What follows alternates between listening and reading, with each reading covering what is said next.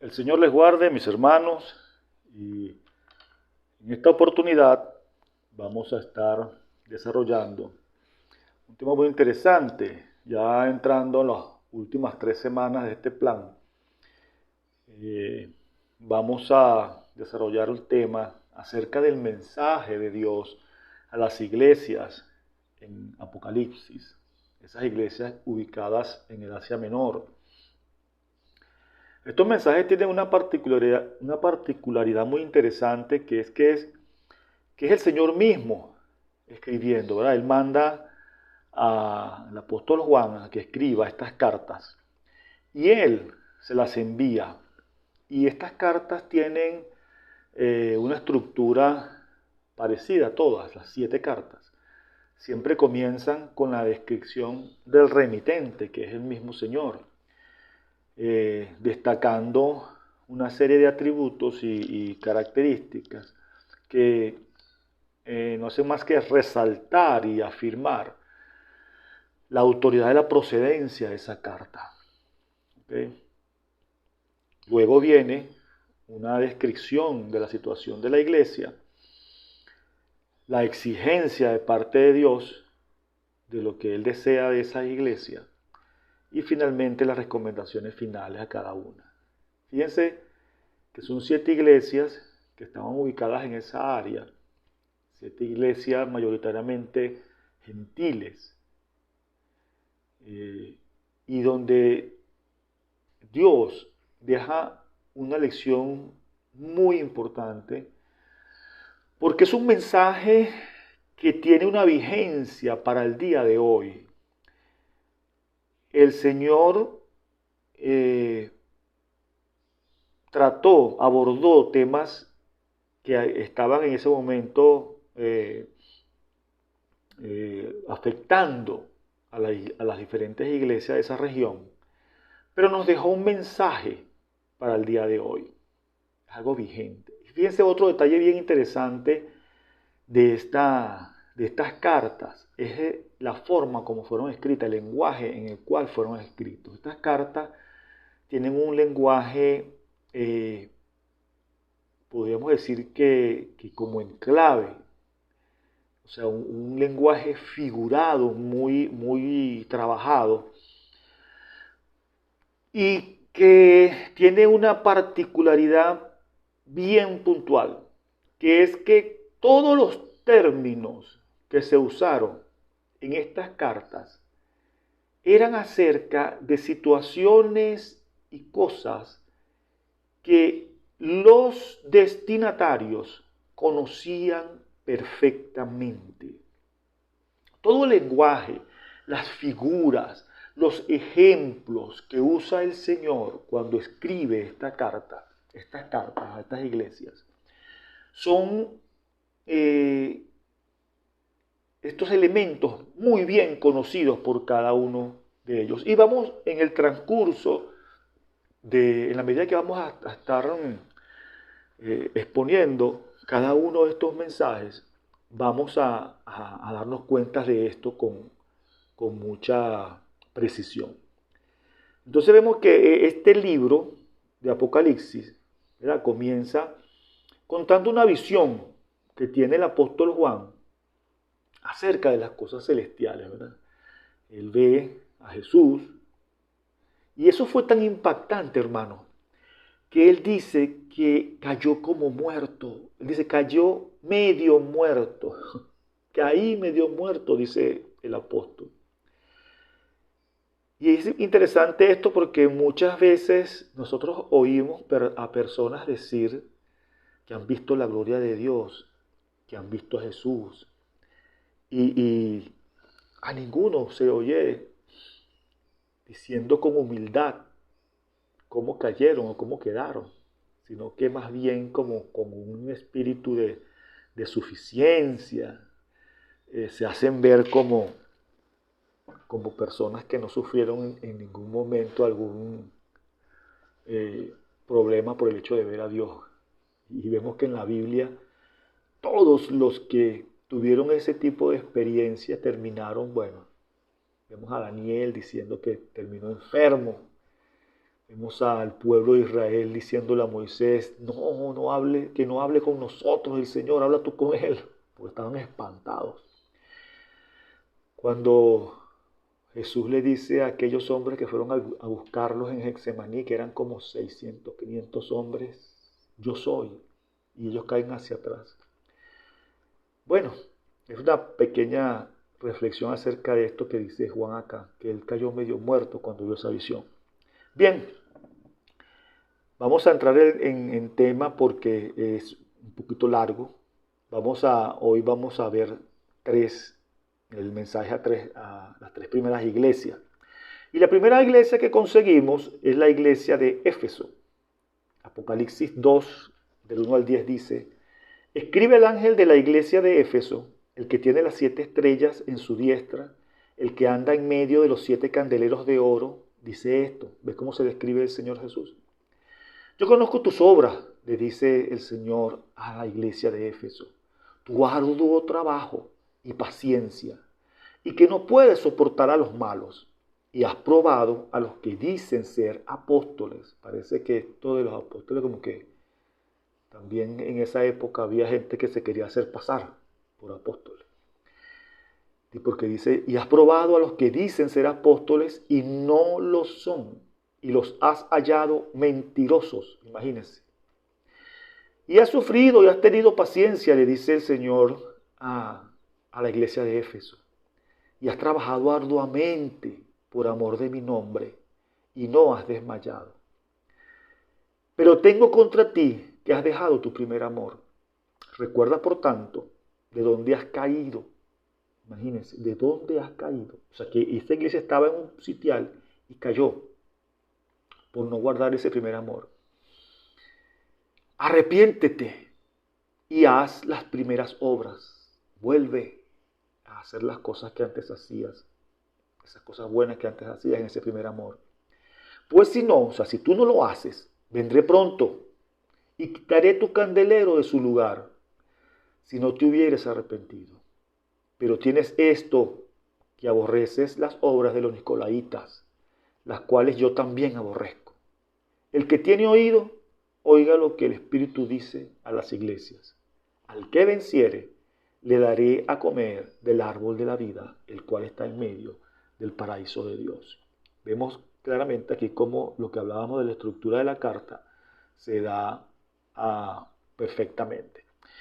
Y bien, podemos comenzar diciendo que la iglesia de Éfeso, es muy importante conocer detalles, por ejemplo, como este. El sitio donde estaba la iglesia de Éfeso. Éfeso era una ciudad que tenía un adelanto, vamos a decir, cultural muy apreciable para la época. Lamentablemente el tiempo, o sea, este es un tema que hay que tratarlo uno.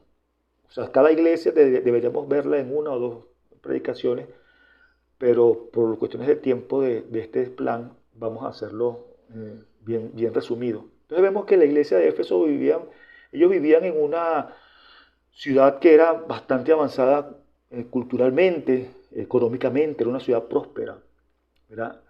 Y que ellos, o sea, esta situación, este tipo de sociedad le planteaba a la iglesia retos bastante exigentes. Y estos retos ellos los asumieron con bastante eficacia. Y vemos que el Señor les dice, yo conozco tus obras y tu arduo trabajo y paciencia, y que no puedes soportar a los malos, ¿verdad? Ellos habían probado a aquellos hombres que se decían apóstoles, que querían tomar el puesto de apóstoles, y los consideraron que eran unos mentirosos, porque precisamente los apóstoles estaban bien señalados, ¿sabes? Todo el mundo sabía quiénes eran realmente. Y bien, esta iglesia sufrió, pero también una iglesia con paciencia en ese sufrimiento, en esa lucha. Y que ellos habían trabajado por el Señor ardientemente. O sea, era una iglesia que se esforzaba por mantenerse a flote en un mundo bastante corrompido.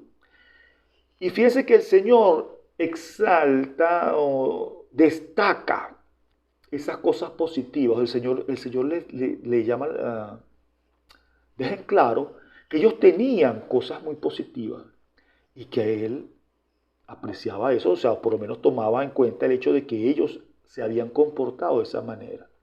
Pero entonces Él le dice, pero tengo una cosa contra ti.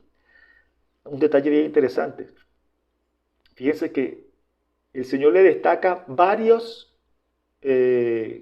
cosas positivas, pero al final, pero entonces les dice, tengo una cosita contra ti, tengo una. Algo que nos debe a nosotros llamar la atención, que es el hecho de que con el Señor y en las cosas del Señor, Él no quiere que se nos escape una cosita. Él quiere el 100% de nuestra vida. El Señor exige una sola cosa de cada uno de nosotros. Todo. Él exige una sola cosa. Todo. Y es allí donde debemos tomar esta lección y aprender esto de parte de esta iglesia de Éfeso. Ellos hicieron muchas cosas y estaban haciendo muchas cosas, pero le faltaba algo. Le faltaba un detalle. Y eso es lo que resalta entonces el Señor aquí y le dice, tengo una cosa contra ti. ¿Y cuál era esa cosa? Que has dejado tu primer amor. ¿Cómo es que pudo haber pasado esto? Hermanos, ser cristianos es amar a Dios. Si nosotros no amamos a Dios, no somos cristianos. Eso está íntimamente relacionado, eso lo hemos visto ya, ¿verdad?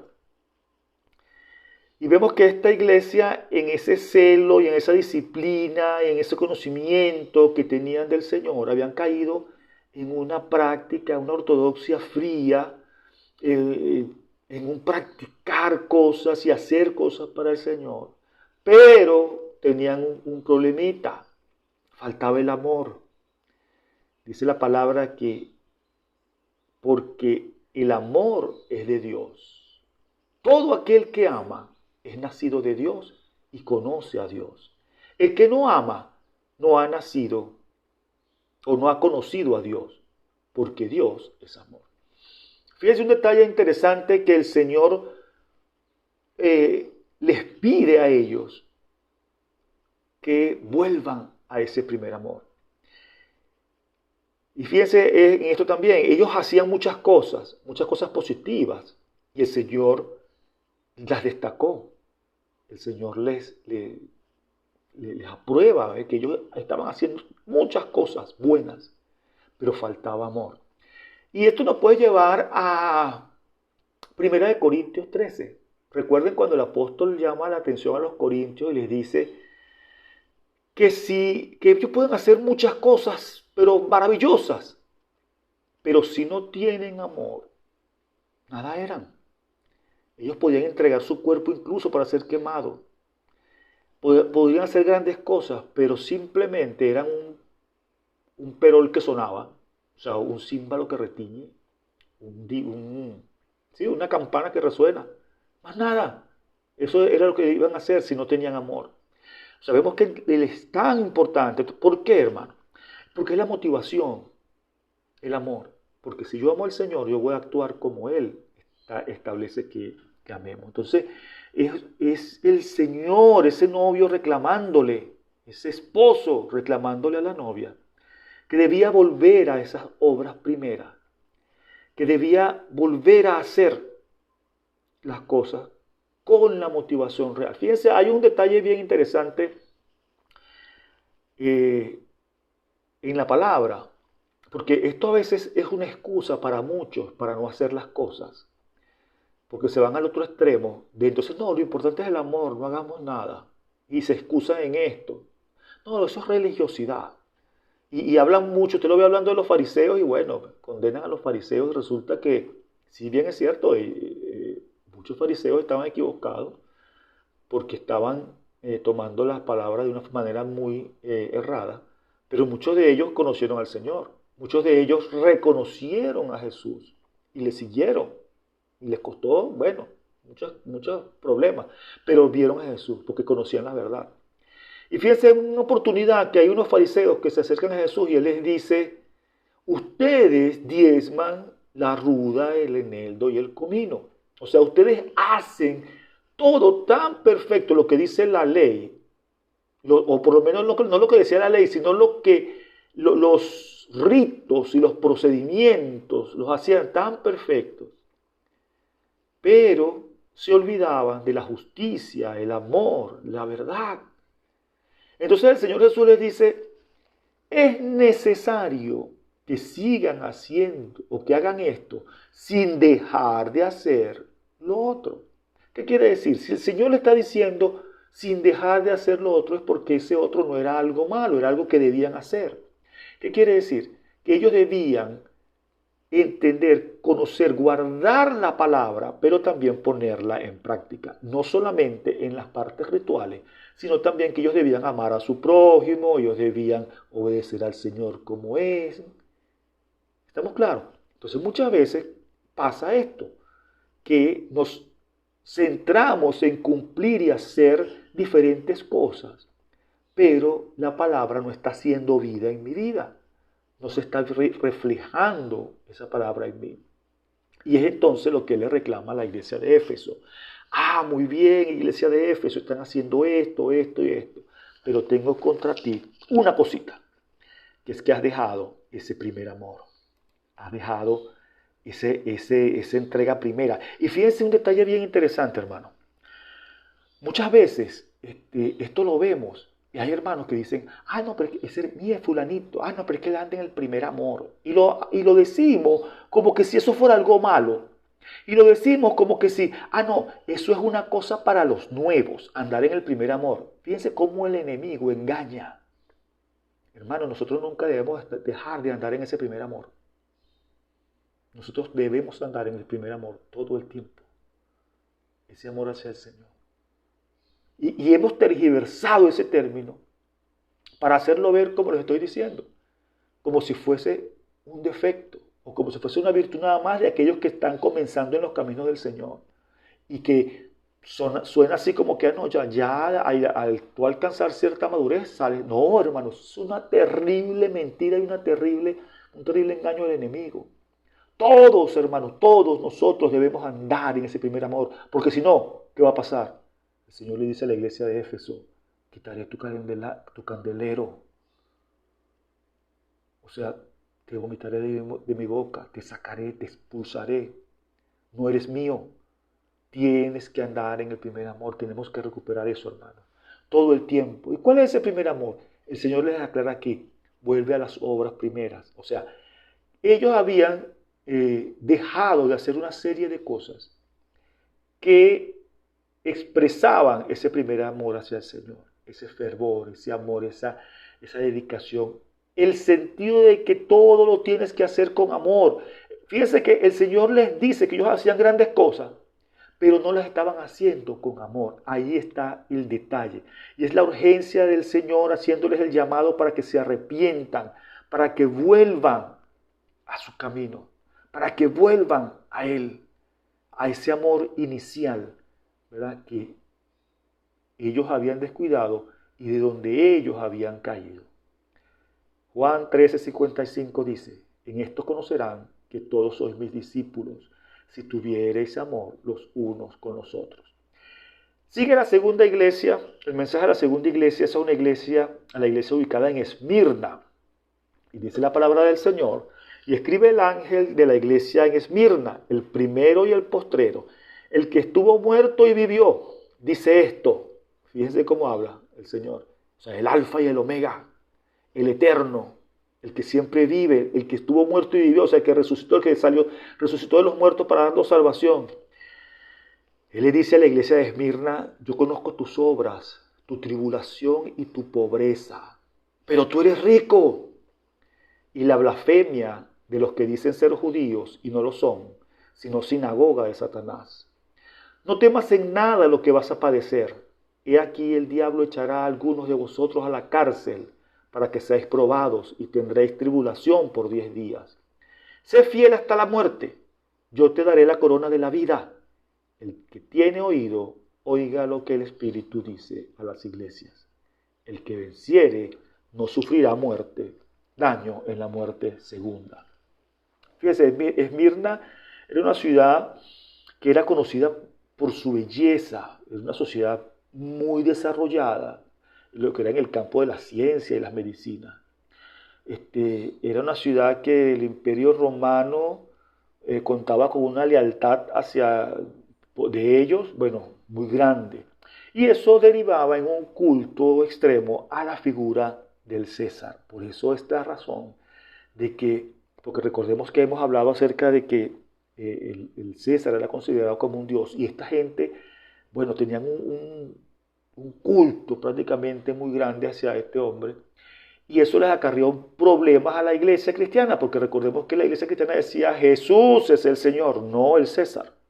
Entonces, imagínense todos los problemas que pudo haber sufrido esta iglesia y el Señor lo destaca acá.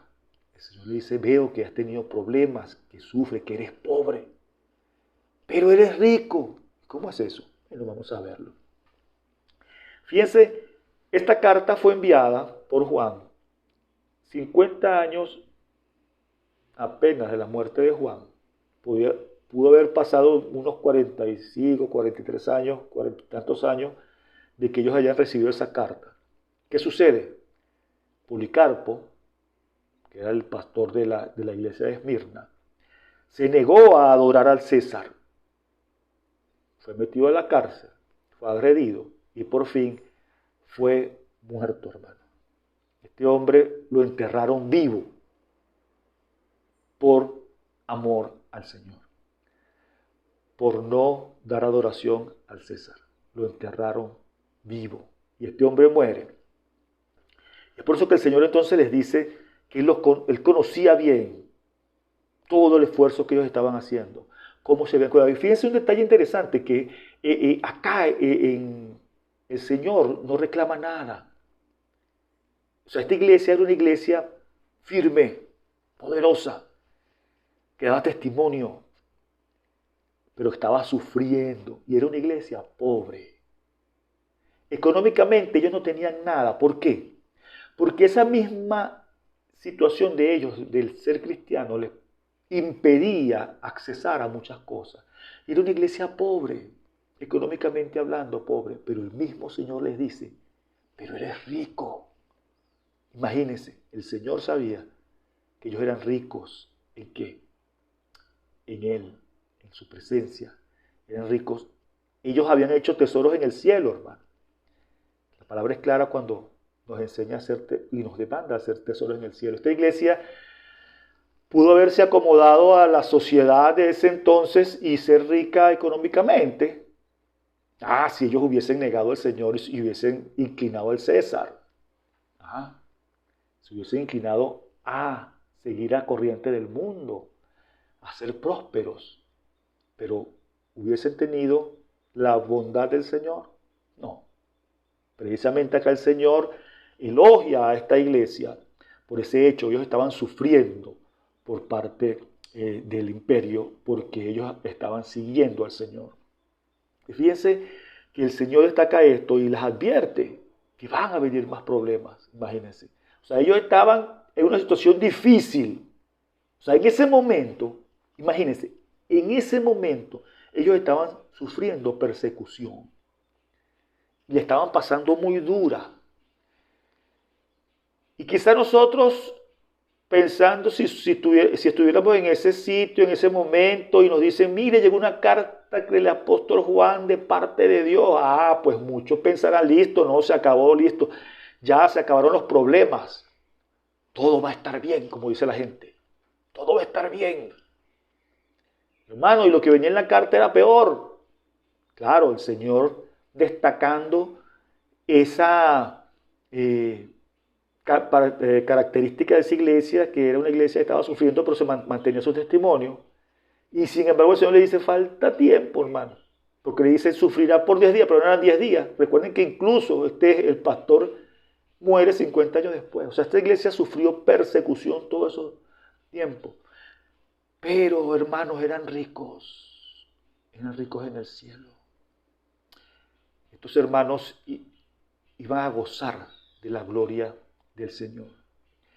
Un detalle interesante aquí que aparece es el hecho de un término que es fuerte, y es un término que usa el Señor para dirigirse a una serie de judíos que estaban allí. Él dice sinagoga de Satanás. Rapidito para que podamos entender lo que él quiere decir.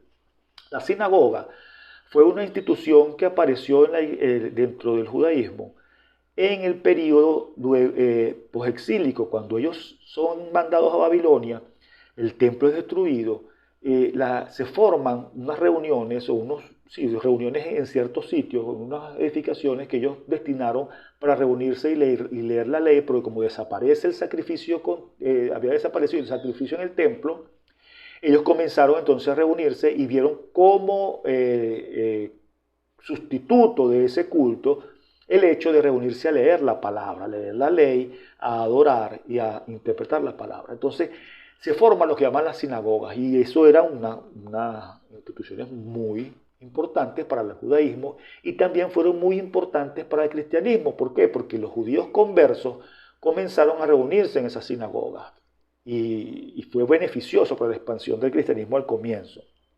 Ahora bien, ¿por qué el Señor les dice sinagoga de Satanás? Porque una sinagoga era un sitio donde exclusivamente se iba a adorar a Dios, a leer la palabra y a interpretarla y a predicar la palabra.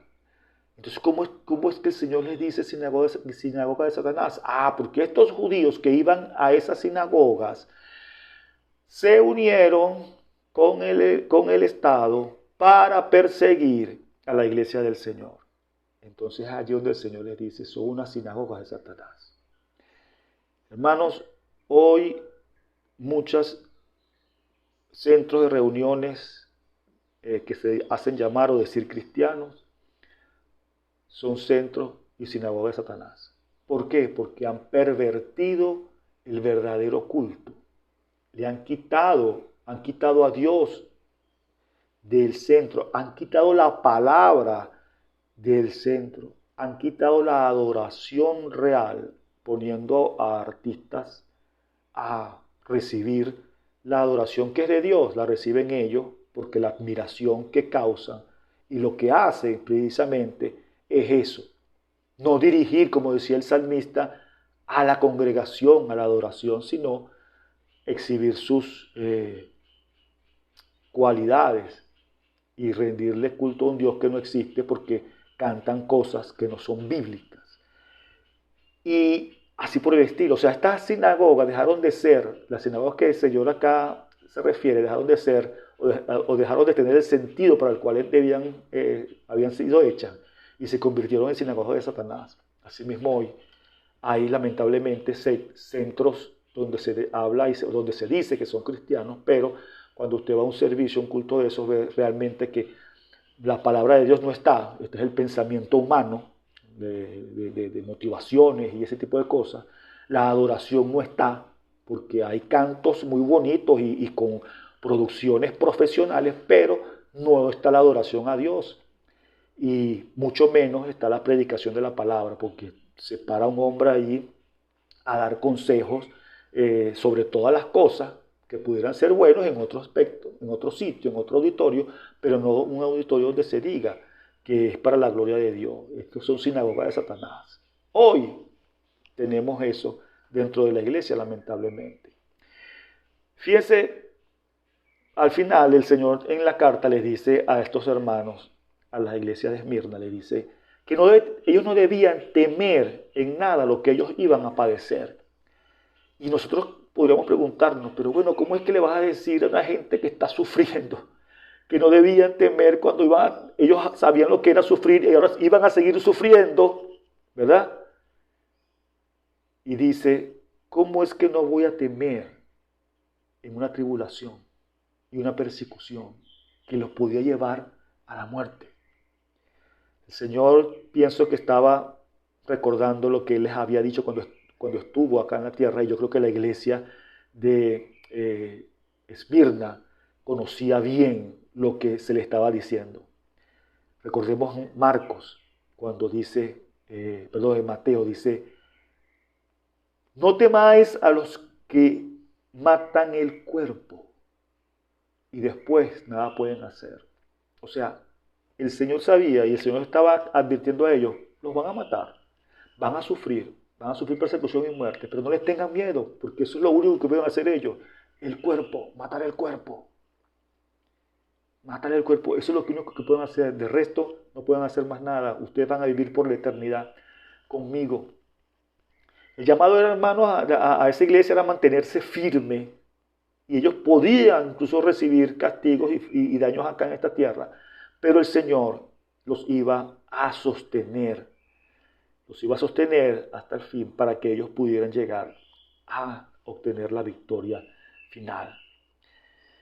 Y fíjense que las luchas y las pruebas, hermanos, son necesarias para la madurez del Señor. Yo creo que la demostración más fehaciente de esto fue los primeros 400 años de la iglesia. Y voy a hablar de esto rapidito también porque me parece muy importante. Desde que el Señor establece su iglesia hasta el año 400, más o menos, hasta los primeros 400 años de la iglesia, hermano. La iglesia fue una iglesia poderosa, misionera, que creció, cubrió todo el mundo conocido para entonces. O sea, una iglesia de poder, de testimonio, una iglesia exitosa, una iglesia poderosa. Pero era una iglesia perseguida. En esos 400 años fueron muy pocos los años donde ellos disfrutaron un poquito de tranquilidad.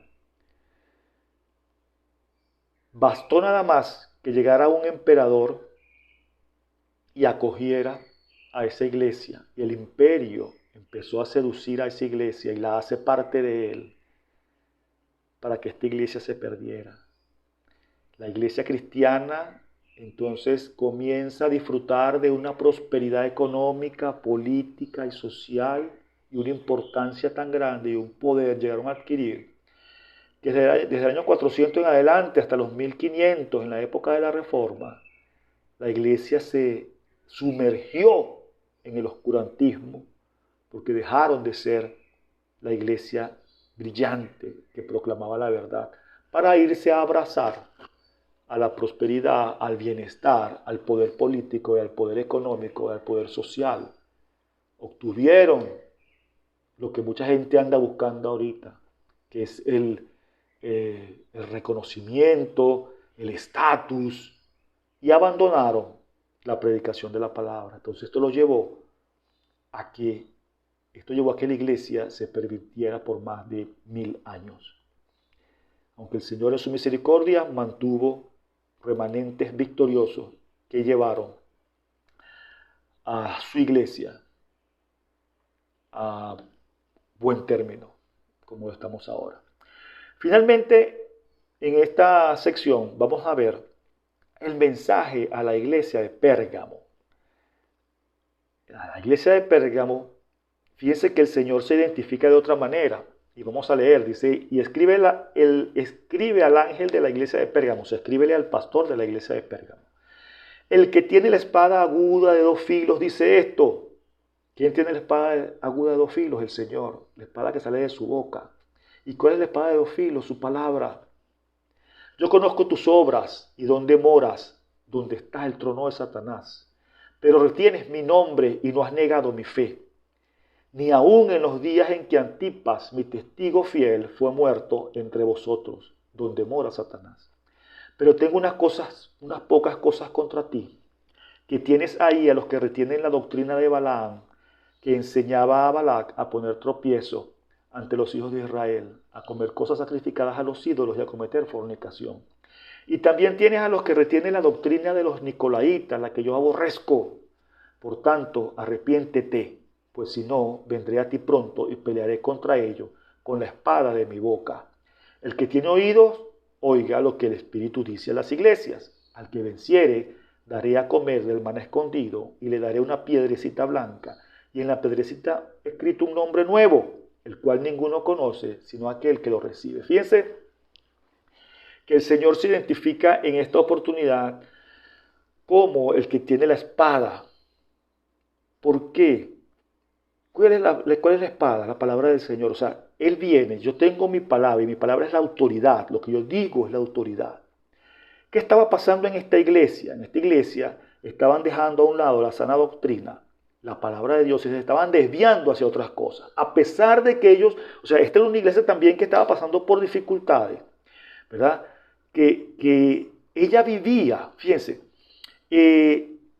esta iglesia, la iglesia de Pérgamo, tenía una situación más o menos parecida a la de Esmirna. Ahora bien, ¿qué pasaba en esta región, en esta ciudad? En esta ciudad era una de las ciudades, era muy pervertida, era muy complicada vivir allí para el cristiano normal, para el cristiano pues cualquiera. Y entonces estaban bajo una tentación y bajo una persecución constante. A pesar de eso, ellos se habían mantenido y el Señor lo destaca. Ve que el Señor destaca esto e incluso habla acerca de que a pesar de la muerte de Antipas, que probablemente era el pastor de esa iglesia, este hombre fue quemado vivo. Imagínense, lo metieron adentro de una figura de un toro, dice la tradición, y le metieron candela, bueno, lo quemaron allí y este hombre muere de esta manera. Y ellos se habían mantenido, a pesar de toda esa situación, esa iglesia se había mantenido allí. Pero entonces el Señor le dice, pero tengo unas pocas cosas contra ti. Al igual que en el caso de Éfeso, donde esta iglesia había trabajado bien, pero tenía una sola cosita que le faltaba. Acá el Señor le dice, tienes unas cosas contra ti. Tengo algo contra ti. ¿Qué es esto? Le dice el Señor.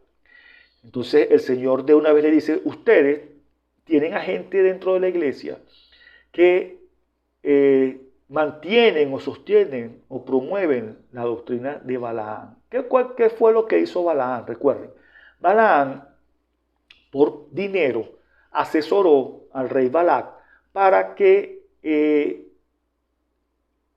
mandara a las mujeres de ese pueblo a ligarse con los hombres de Israel, a seducirlos.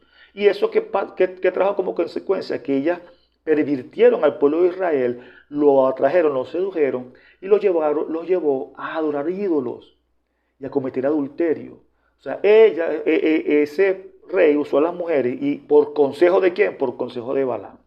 Cuando el Señor está reclamándole a esta iglesia, tiene gente dentro de ti que sostiene esto. Es gente que detrás del dinero se iban para pervertir a la iglesia.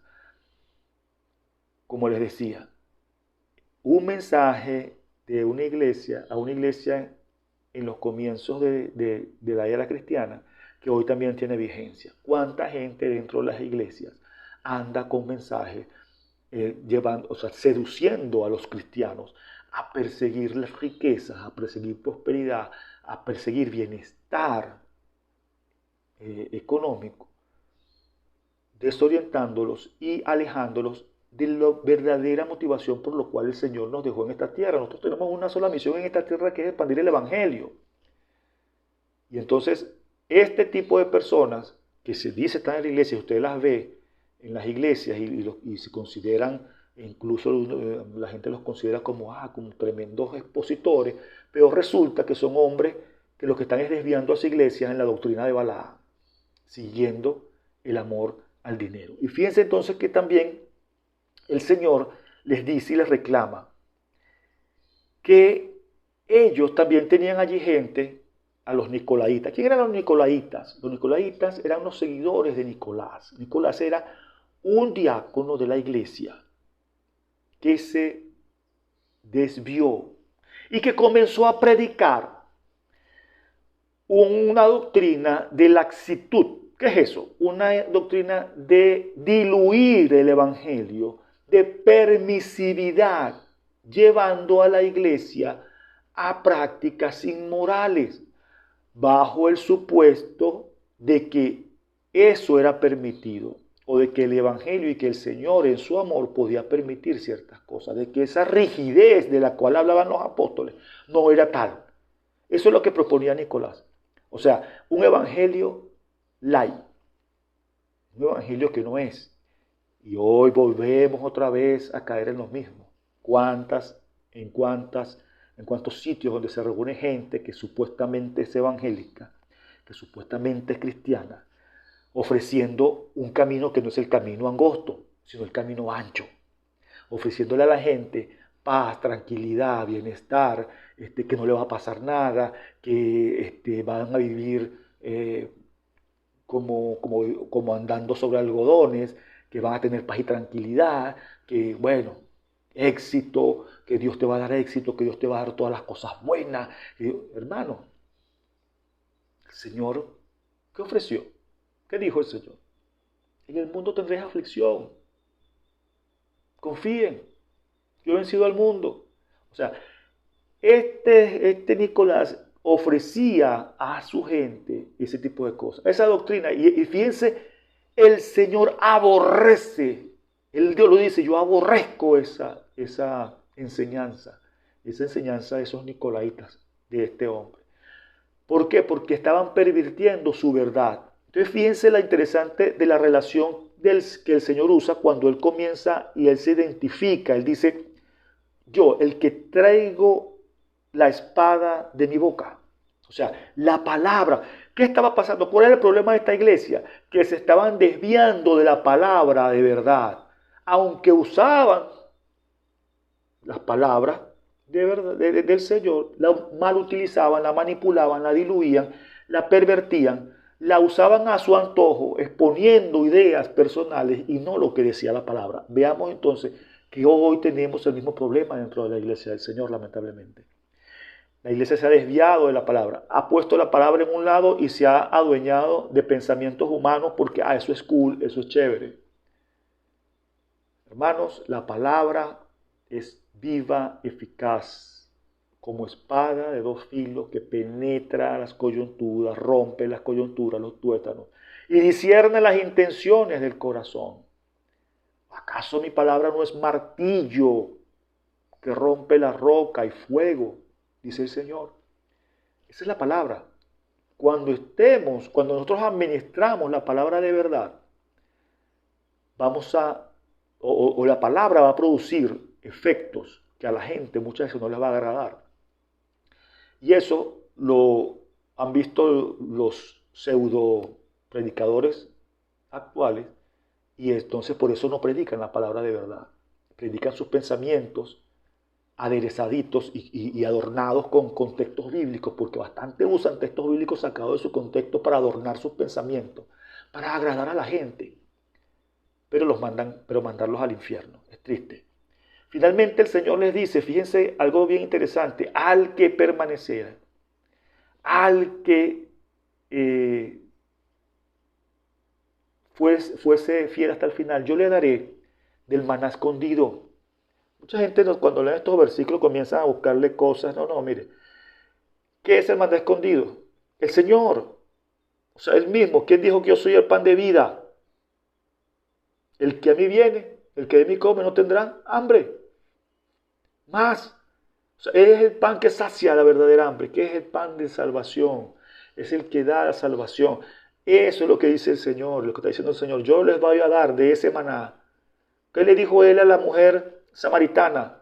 Yo tengo un pan, cuando estuvo con la mujer samaritana, que los discípulos llegaron, yo tengo un pan que ustedes no conocen, le dijo. ¿Qué es eso? Buscar hacer la voluntad del Señor. Ese maná escondido que el Señor va a dar, es eso, su palabra, es esa cena al final, cuando Él venga por su iglesia. ¿De qué está hablando el Señor allí? Permanezcan en mí, sean fieles. Y fíjense otro detalle. ¿Cómo finaliza Él hablando acerca de una piedrecita blanca? Y hay gente que inventa cosas con piedrecitas. Hermano, mire, lo que dije al principio. Cuando el Señor está hablando aquí en esta carta, Él está usando imágenes. Él usa imágenes y figuras para que la gente entienda. Ellos iban a permanecer en el Señor. Y entonces, si permanecían en el Señor, ellos iban a triunfar. Entonces, fíjense la figura tan interesante que el Señor usa. El que permanezca hasta el final, yo le voy a dar una piedrecita blanca con su nombre. Fíjense, en esa época, en las carreras deportivas de esas ciudades, en ese imperio, a los ganadores le daban una piedrita blanca con su nombre, que era lo que verificaba o que era la entrada. Era lo que le permitía entrar a la cena de gala donde iban a ser premiados. El Señor usa esta figura para hacerle a darles el mensaje a los hermanos de esta iglesia de Pérgamo. Hey, el que permanece hasta el fin, el que corre mi carrera con paciencia hasta el final, igual que aquellos, yo les voy a dar una piedrecita blanca para celebrar. ¿Dónde? En el reino de los cielos, para celebrar en las bodas del Cordero, en la cena donde yo estaré tomando la copa nuevamente. Es lo que les quería decir el Señor con esa figura, y no estén inventando otra cosa. Es eso, y eso es lo importante y glorioso, de que el que permanece hasta el fin, Él le decía a los hermanos de Pérgamo, permanezcan hasta el fin y después disfrutarán conmigo en gloria. Es lo que el Señor nos dice a nosotros hoy. Hermano, permanezcamos hasta el fin para poder entonces entrar a esa celebración grande, para poder reinar con Él por siempre, por la eternidad. Es lo que Él ha prometido, no hay otro invento, no hay más nada. El Señor, bueno, más nada, suena como que si fuera poquito, pero es que eso es supremamente extraordinario, el hecho de que nosotros permaneceremos hasta el fin y entonces el Señor nos dará la corona de vida. Y eso es lo que debe perseguir cada hermano. Cada uno de nosotros debemos perseguir esa corona de vida que el Señor prometió a cada uno. Y esa piedrita blanca que le iba del Señor a estos hermanos, que les decía Él en su carta, ¿verdad? Es eso. Hermanos, corramos con paciencia la carrera que tenemos por delante, puesto a los ojos de Jesús, el autor y consumador de la fe. Y obtendremos la victoria y reinaremos con Él por siempre. El Señor me los bendiga.